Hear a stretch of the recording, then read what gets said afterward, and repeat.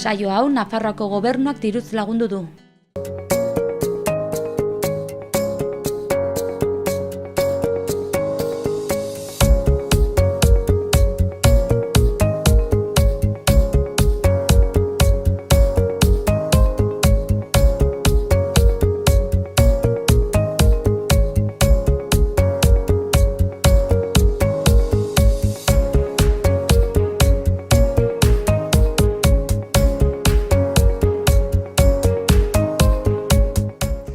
Gaur ere, ekainaren 7ko saio berri honetara. Osteguna da eta horrek esan nahi du, ostegunero egiten dugun moduan, parlamentuan egon garela gai batekin eta horri buruz galdetu diegula parlamentariei.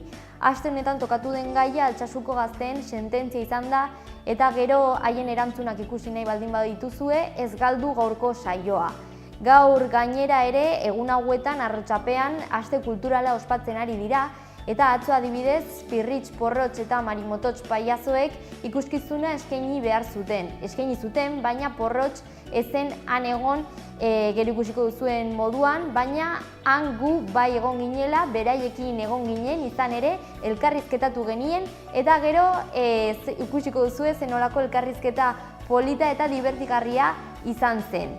Ondoren, gaur geltoki proiektuari buruz gehiago ezagutzeko aukera izango duzue. Asteburu honetan ekainak 9 larunbatarekin ireki egingo ditu bere ateak geltoki ekimenak eta gaur Katrin Ginea eta Ilargi Sánchez etorriko dira bertatik xehetasun eta argibide guztiak emateko. Has gaitezen orduan gaurko saioarekin, lehendabiziz egunero egiten dugun moduan efemerideekin.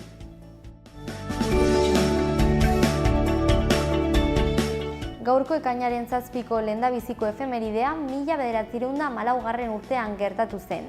Allianz izeneko transatlantiko estatu batuarrak Panamako kanala estreinatu zuen Ozean Atlantikotik Ozeano Barera pasatzeko. 1929 urtean Italian Vatikano hiria estatu subirano batetan bihurtu zen.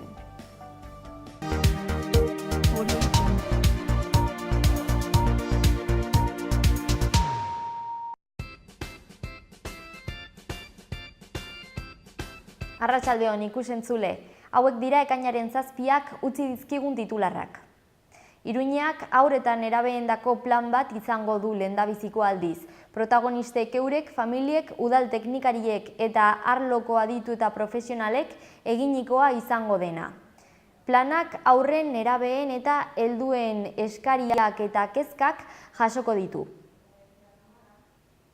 Aroztegia proiektua bultzatzen duen enpresak Baztango udal gobernuko hautetsiak salatu ditu proiektu honen aurkako akanpada bati elektrizitatea uzteagatik. Hautetsiekiko elkartasun elkarretaratzea egin dute Iruñeko epaitegietan. Aldaketaren indarrek eserlekuak irabaziko lituzkete. UPNek hauteskundeak irabaziko lituzke 2 eserleku gutxiagorekin. EITB Focusen arabera, regionalistek 2 eserleku galduko lituzkete. Uxue Barkos buru duen lauko gobernuak aldiz bat irabaziko luke. Iruñea hiriari dagokionez, ez litzateke aldaketa askorik egongo. Txupinazoa jaurtitzeko aukeren artean, Motxila 21, Rastrojo, Los Amigos del Arte edo Krisalis Nafarroa daude. Heldu den ekainaren 21 arte, botoa emateko aukera izango da. Udalak Sanferminetarako eta 8 eta 14 urteko gazteei zuzendutako kirola egiteko eremu berria aurkeztu du. Honek iazko takonera eta Askatasun plazako eskaintzari gehigarri bat izatea suposatuko du.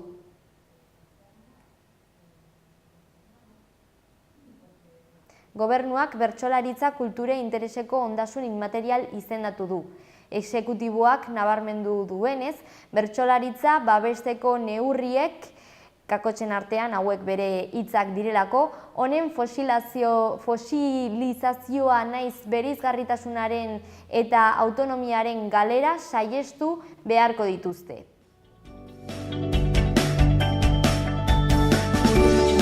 Ekainaren 7ko egunkarietako azalak ikusiko ditugu orain eta Diario de Navarrarekin hasiko gara.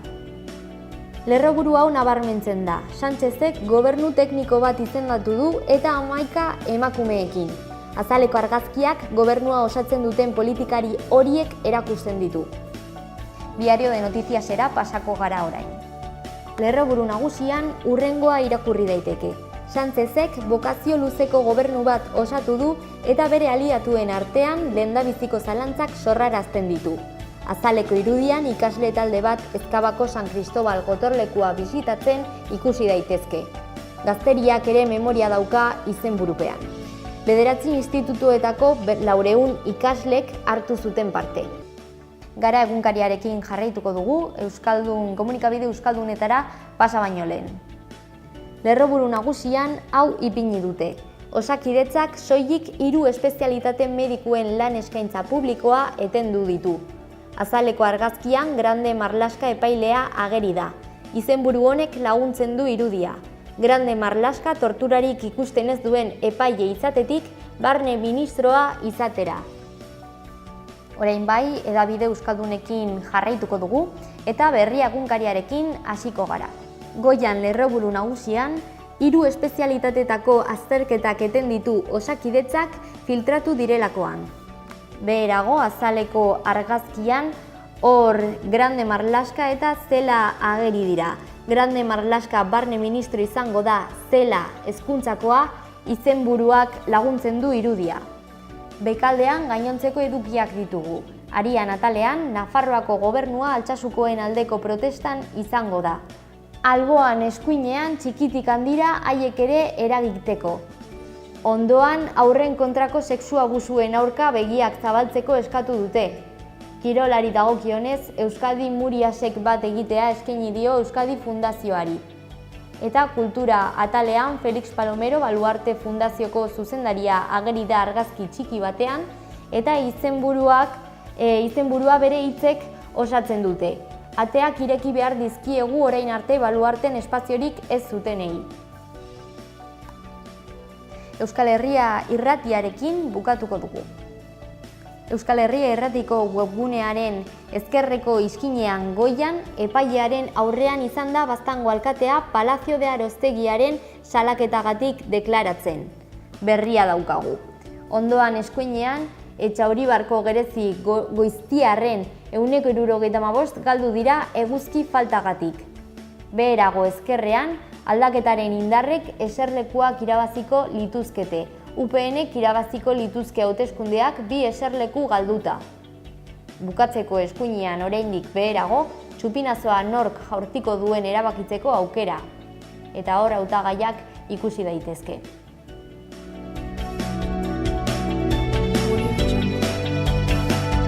Asteburua gertu dago eta nabaritzen da. Ea zenolako ekitaldiak ditugun gaur, bihar eta aste honetan.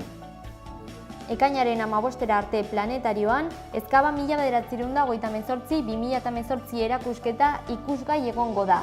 Ezkabako presondegiaren ingurukoa da eta sarrera librea da. Gaur arratsaldeko 7:30 Arrotxape auzoko jai gunean gazte txupinazoa jaurtiko da eta ondoren ordu berean kontzertuak izango dira. Gaur arratsaldeko 8 Aldabea Peñan hitzaldi bat mendizaletasunari buruzkoa. Mendibeltza, Gran Paraiso eta Mont Blanc izenburuarekin sarrera librea da. Gaur arratsaldeko 8:30 Erraldoien txokoan kantu eta hitza kontzertu zikloa euskarazkoa jarraitu egingo du eta gaur Alboka taldearen txande izango da. Doakoa da, baina goinbidapena behar da. Horretarako, hara gerturatu Erraldoien txokora, arratsaldeko 7:30 aurrera eta doainik eskuratu ahalko dituzue goinbidapen horiek. Bihar arratsaldeko 7 Aldabea Peñan ospakizunekin jarraitu egingo dute. Bihar patata tortilla lehiaketa, garagardo dastaketa eta ondoren gaupasa egiteko aukera izango da. Sarrera librea da. Bihar arratsaldeko 7 Gaiarre antzokian ekitaldi instituzionala 78ko Sanferminak edo horren 40. urte hurrena dela eta zer, nork, zergatik izenburuarekin sarrera librea da.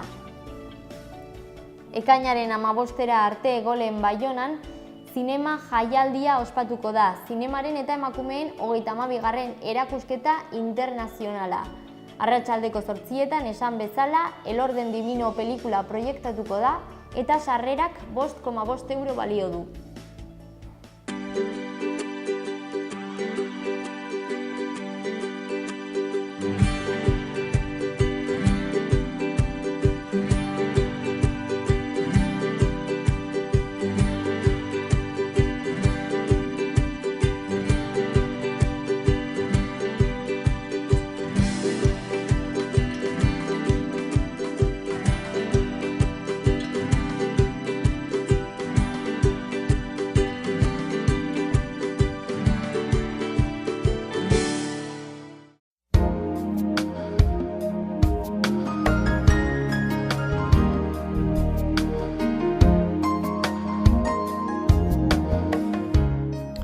Goizean lanbroa eta lainoa sortuko dira, zerua partez lainotua edo tarteka lainotsu egongo da. Arratsaldean lainoak ugaritu egingo dira eta gauean zerua oso lainotsu geratuko da. Egunaren bigarren partean zaparrada txiki ertaina botako ditu. Trumoi ekaitzak izan daitezke, norabide aldakorreko haize ahula ibiliko da, hego osagaia nagusi izanik. Arratsaldean iparra ibiliko da, temperatura maximoak nahiko igoko dira.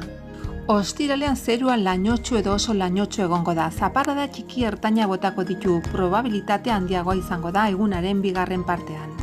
Trumoi ekaitzak izan daitezke, hego osagaiko haize ahul bizia ibiliko da eta arratsaldean ipar osagaikoa. Temperatura minimoak gutxi edo nahiko igoko dira eta maximoetan aldaketarik ez.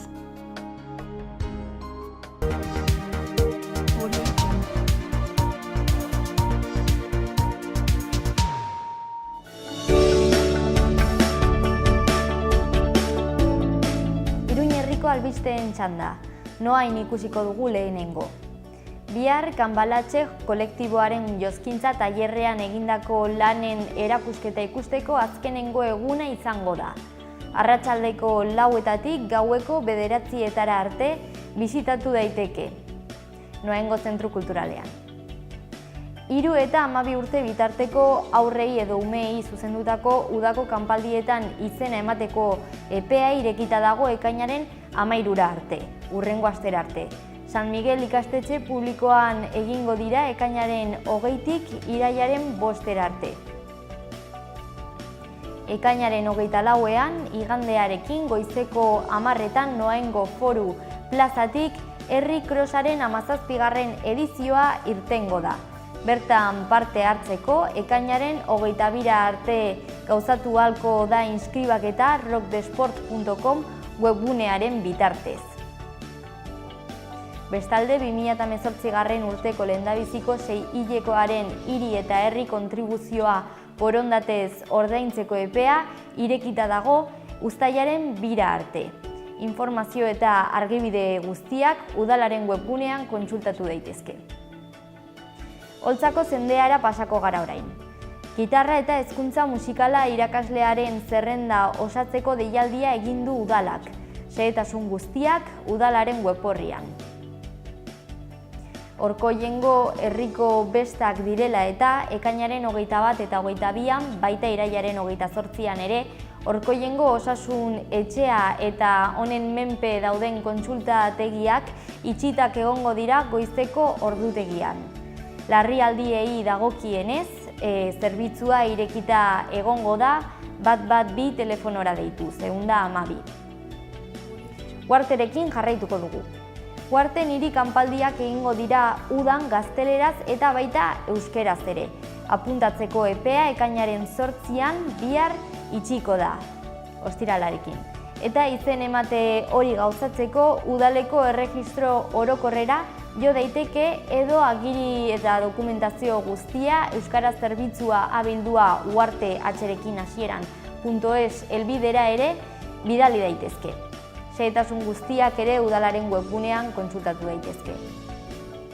Uharteko krosaren bidez ateratako diru laguntza arautzen duen ordenantzarako eskabideak aurkezteko epea ekainaren 14ean datorren astean itxiko da. informazio guztia aurrekoetan gertatu den bezalaxe, udalaren web orrian zintzilikatu da eta han bertan gainera dokumentu batetan kontsultatu daiteke dena. Bukatzeko goazen Iruñearekin. Irribarre egiten duen poltsa berde bat Iruñeko merkataritzaren irudi berria da. Honekin dendez denda ibiltzea erosketak egitea baino gehiago dela erakutsi nahi da. Aisialdi eta paseo esperientzia bat dela, alegia.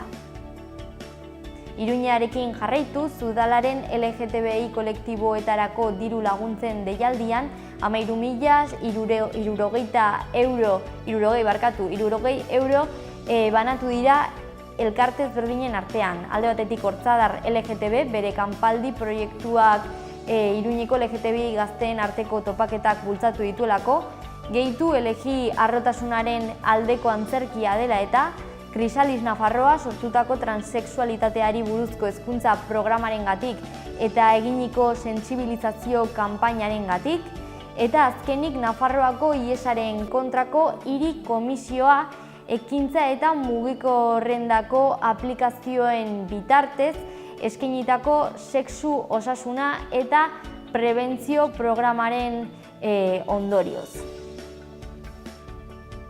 San Ferminetan gertu baititugu Medialuna parkeko zuloetan 8 eta 14 urte bitarteko neska mutilek kirolari espazio berriaz disfrutatu ahalko dute.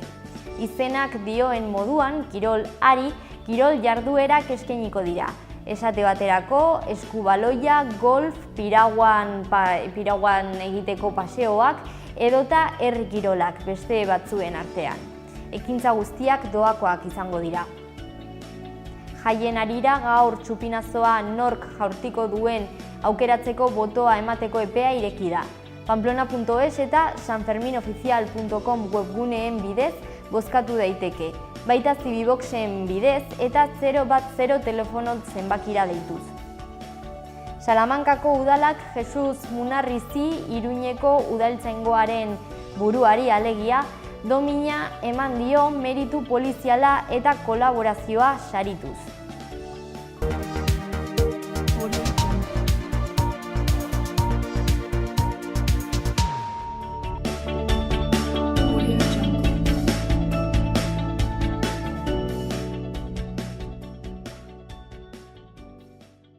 Aste honetan parlamentuan Altsasuko gazteen sententziari buruz galdetu diegu parlamentariei eta hau da erantzun digutena. Guri lehenengo eta behin esan behar dugu asteakeri judiziala eta juridikoa izan dela iruditzen zaigu. Hau da, gehiegikeria nabaritu genuen hasieratik eta azkenean sententzia atera denean baieztatu dugu guk uste genuen susmo edo ideia txar hori. Epaiketan bertan ikusi genuen han aurkezten zituzten frogak eta denek bertan bera gelditzen zirela eta gero epaitegian bertan, epaitegian ikusi genuen dena desmontatzen zutela, baina hala ere espero genuen sententziari gogorrena ezarri diete Altsasuko gazteei. Zer ondorio ateratzen dugu guk hortik? Azken finean batzuek etekin politiko izugarria atera nahi izan diotela kontu honi eta horrela jokatu dute hasieratik bukaera arte. Dena den hala ere ezin izan diote eutsi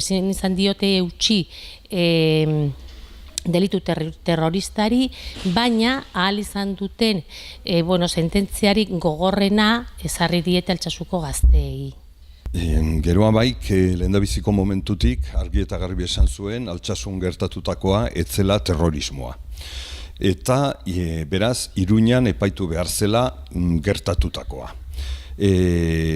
Alde batetik, pozik, hartu dugu terrorismoa ez dela esaten duen epaia, baina era berean epai horren kontra atera gara, zeren eta gure ustez desproportzionaltasun osoz epaitzen duelako han gertatutakoa. Ez dago proportzionalitaterik Altsasun taberna hartan gertatutakoaren artean eta epaiak dioenaren artean. Eta beraz, ez gatoz bat epai horrekin. Hori da, Geroa Bairen iritzia eta neure iritzi pertsonala ere bai. Zerk eraman duen auzitegi nazionala olako epai bat hartzera? Pentsatu beharko genuke justiziaren kontzeptu berezi bat eraman duela. Hala eta guztiz ere, argi eta garbi ez gatoz bat epai horrekin, eta horrexegatik atzo bertan Falcesen egin genuen parlamentuaren bileran, lau taldeok, akordio programatikoa bultzatu genuen lau taldeok, adierazpen instituzional bat aurkeztu genuen, epai hori salatzen, eta Altsasuko mutil eta neskaren gurasoek deitutako manifestaziora, edo manifestazio horrekin bat egiten, eta Nafarroako hiritargoa bertara dadin deitzen. Lehen esan dudan bezala, azken finean izan da mendeku politikoa izan da, eta horregaitik Altsasuko gazteek eta Altsasuk berak, herri osoak pairatu izan dute mendeku politiko hori, eta lehen esan dugun bezala, batzuek atera nahi izan duten etekin politiko ateratze hortik eraman dute mendeku horretara, edo biak lotuta egon dira hasieratik, eta hori izan da azken finean. Alde batetik, auzitegiak argi eta garbi esaten du etzela terrorismoa izan. Beraz, alde horretatik, justiziaren zentzu estrikto batek eraman du hori epai hori aurrera ateratzera, baina bestetik, eta guk ez diogu beste esplikaziorik aurkitzen, nolabait rebantxismoa edo ez dugu ikusten nola eta zergatik gazte hauei aplika diezaieketen penarik eta zigorrik handienak onartu dituen. Ez dugu onartzen, justiziaren kontrakoa dela, zeren justizia proportzionala izan behar da, eta kasu honetan ez da izan eta ez da. Guk ikusten dugu mezu bat bidali nahi izan dietela gaztei, Altsasuko gaztei eta Euskal Herriko gazte guztiei mezu bat bidali nahi izan dietela. Hau da, Guardia Zibilarekin eta gurekin sartzen balin bazarete, jakin ezazue horrelako zerbait gertatu alzaizuela, eta bizitza osoa emana alduzuela gartzelan. Orduan berriro gertatuzkero, berriro gertatu ahalko zen horrelako zerbait. Hala ere, han ere ikusi dugu, eta hilabete honetan ere ezagutu dugun hemen Nafarroan eman den beste sententzia hori, hau da, beste gazte batzuen kontrako sententzia Polizia Nazionalarekin izandako liskar batengatik, eta erabat bestelakoa izan da. Hemen bat eta 21 hilabeteko gartzela zigorra esarri diete hemen Nafarroan, eta orduan ikusten dugu zenolako ikuspegi ezberdin dauden hemengo Nafarroako auzitegian eta auzitegi nazionalaren aurrean. Orduan hortik gu pentsatzen dugu horrelako zerbait berriro etorri ahalko zela, noski. Olako epaiek beti izaten dute etorkizunarekiko ondorioren bat. Zein izan daiteke ondorio horietako bat? Jendeak geroz eta gehiago justiziatik eta justizia tribunaletik aldentzea, alde egitea edo urrutiratzea. Eta hori ez da ona. Ez da ona, ez justiziarentzat, ez bizikidetzarentzat.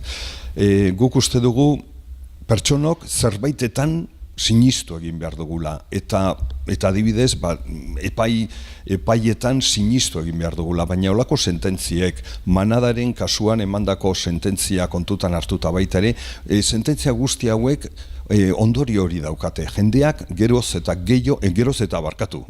gutxiago justizia tribunaletan sinistea, eta hori oso arriskutsua da, oso arriskutsua bizikidetzarentzat batez ere. Eta, espero dezagun, gaur, gazteak atxilotzen hasi dira, biztila bat egin behar du oraindikan epaileak erabakitzeko kartzelaratzen dituen ala ez, espero dezagun erabaki hori ez dezala hartu, zeren eta oso arriskugarria izango litzateke berriz ere diot Nafarroan bizikidetzarentzat. Gai librea, esaste honetan, aukeratu dugu manifestazioa, pasaren larun bateko manifestazioa, eta guk azpimarratu nahi dugu, beraiek behin eta berriro esan arren manifestazio hori ez zela Euskararen kontrakoa, guk argi dugu Euskararen kontrako manifestazioa izan zela, azken finean guztiok entzun ahal izan genituen oihuak eta leloak eta orduan, azpimarratu nahi dugu, ez dutela inorren gainatzen, eta Euskararen kontrako manifestazioa izan zela.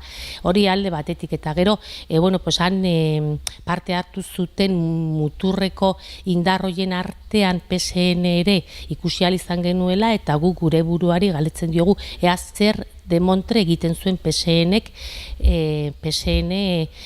erabat lerrotuta muturreko indar politiko eskuindar hoiekin. Guk hemen parlamentuan eta Nafarroan ikusten ari gara PSN behin eta berriro lerratzen ari dela eskuindar hoiekin, baino hori ere baieztatu ahal izan genuen manifestazio horretan, eta horrek erakusten digu PSN ere ez dagoela aldaketaren indarrekin, ez dagoela aldaketarekin, Nafarroan eman den aldaketa honekin ez dagoela, eta manifestazio hori ere izan zela Euskararen kontrakoa, aldaketaren kontrakoa, eta Nafarroako gobernuaren kontrakoa dudarik gabe. Joan zen larun batean, erakunde sozial batzuek deituta eta alderdi politiko batzuek bultzatuta ere bai, azken finean gutxiko grabera berberak ziren, bai erakunde sozial horiek eta bai alderdi politiko batzuek, manifestazio bat egin zen Iruñan, teorikoki Nafarroako gobernuaren hizkuntz politikaren kontra. Guk hasiera batetik esan genuen Euskararen kontra zela, eta manifestazioan gertatutakoak argi eta garbi utzi du hori horrela zela. Etzen izan hizkuntz politika baten kontra, baizik eta Euskararen kontra eta gobernu baten kontra. Bertan entzun genituen oihuak, ez ditut aipatuko, baina entzun genituenak guztiz lotsagarriak dira, onartezinak dira, eta agerian geratu zen, zein zen manifestazio hori konbokatzen zutenen helburu nagusia. Hori esan da, uste dugu iaz deitu zuten manifestazioan baino jente gutxiago egon zela, eta hori ere guretzat nahiko argigarria da, zeren iazkoa bandera baten alde edo ikurrina baten kontra zen. Hots, ikurren aldeko manifestazio bat, eta ikurrak oso garrantzitsuak dira, zeren norberaren ez dakit identitatearekin eta bat egiten dutelako, ezta? Baina urtengoa deituta zegon azken finean lanaren alde. Esaten zuten, euskaraz ez badakizu, ez duzula inoiz lana lortuko Nafarroako administrazioan, beraz lanari buruz zen. Eta hala eta guztiz ere, iaz baino jente gutxiago bildu dute. Horrek nolabait lasaitu egiten gaitu, eta eramaten gaitu berriz ere pentsatzera Nafarroako gobernuak egiten duen hizkuntz politika oso politika zentratua dela, ongi pentsatua, zuhurra, eta Nafar guztion interesak kontutan hartzen dituela.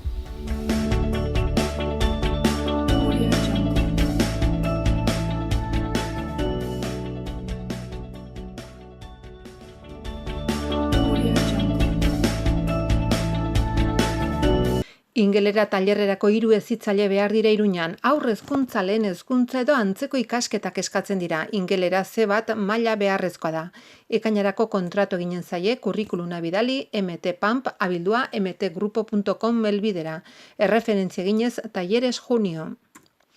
Arraindegi saltzailea behar da Iruñan, urte bat baino gutxiagoko esperientzia nahikoa da. 3 hilabeteko kontratu eginen zaio, kurrikuluna bidali, JM San Martin, 49 abildua hotmail.es. Erreferentzia eginez, dependiente peskaderia. 2 saltzaile behar dira Iruñan, elektronika inguruko formazioa eskatzen da, 6 hilabeteko kontratu eginen zaio, kurrikuluna bidali, Iruñako Carrefourrera. Automozio langilea behar da Iruñan, erdi edo goi maila eskatzen da, aldi baterako kontratu eginen zaio, kurrikulunak sonia.jimenez abildua randstad.es helbidera. Erreferentzia eginez operario. Saltzailea behar da Iruñan, urte bat edo eta 3 urte tarteko esperientzia nahikoa da. Aldi baterako kontratua egingo zaie, kurrikuluna bidali irenez anzhu abildua hotmail.com. Iturgin instalatzailea behar da Iruñan, iturgin arloko erdi maila eskatzen da, aldi baterako kontratu eginen zaio, kurrikuluna bidali kodisna@kodisna.com helbidera, erreferentzia eginez Fontanero. Bi CNC langile behar dira Iruñan, fabrikazio mekanikako ikasketak eskatzen dira, kurrikuluna bidali ofertas@proiseret.es helbidera, erreferentzia eginez operario CNC. Bi soldatzaile behar dira Iruñan, soldadura ikasketak eskatzen dira, kurrikuluna bidali ofertas@proiseret.es helbidera, erreferentzia eginez soldador. Mekanika eta hidraulikako teknikaria behar da Iruñan, mekanikako ikasketak eskatzen dira, aldi baterako kontratu eginen zaio, kurrikulunak bidali naiara.cambra@randstad.es helbidera. Administraria behar da Orkoienen, administraitzako goi maila eskatzen da, urte bateko ordezkatze kontratu egingo zaie, kurrikuluna bidali jarbizu@juper.net helbidera. Zerbitzari laguntzailea behar da Zizur Txikian, oinarrizko ikasketak eskatzen dira, aldi baterako kontratu eginen zaio, kurrikuluna bidali info@laparrillada.es helbidera, gaia ayudante camarero. Aseguru komertziala behar da Iruñan, batxilergoa eskatzen da, mugagabeko kontratu eginen zaio, kurrikuluna bidali teresa.oio@randstad.es helbidera. Xaloa telebistako merkatu txikian lan eskariak edo eskaintzak egin nahi badituzu, bidali mezua lanpolsa.xaloa@gmail.com helbidera.